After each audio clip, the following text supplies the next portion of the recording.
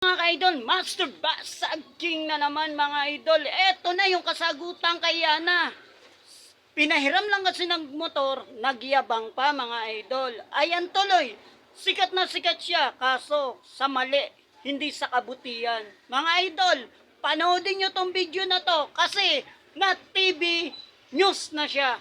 Para sa inyo tong video ito.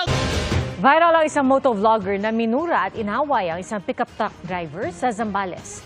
Nagsorry na po ang vlogger pero sinuspindi na ng LTO ang kanyang lisensya at pinagpapaliwanag. Nakatutok si Nico Wahe. Sa videong ito na in-upload ng motovlogger na si Yana sa kanyang Facebook page at kumalat na rin sa iba't ibang social media sites, makikita na nag-bad finger siya sa isang pickup na nasa kanyang likuran. Naka-caption sa video na palipat-lipat daw ng linya ang pickup kaya nag-overtake siya. Bigla pa aniyang nag-swerve ang pickup at muntik siyang masagi. Nang magpangabot sila, Bakit nga ba? Ha? Bakit nga ba? Bakit nga ba? Bakit nga ba? Alam mo kung lubok-lubok yung daan. You tell me. Bakit nga ba? You tell me. No, you tell me.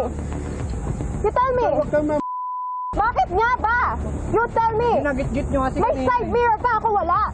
Hindi ka gumagamit side mirror mo? Pwede mo nga. kuha raw ito sa Zambales at in-upload sa Facebook noong April 29. Mais ka.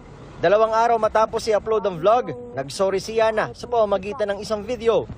Sinubukan din daw niyang personal na kausapin ng driver ng pickup pero hindi sila nagkaharap.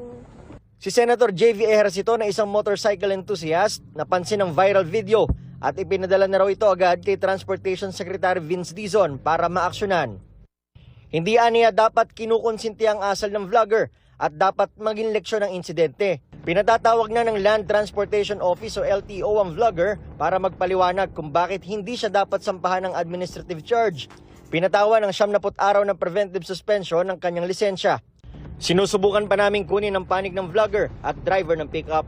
Para sa GMA Integrated News, Nico Wahe.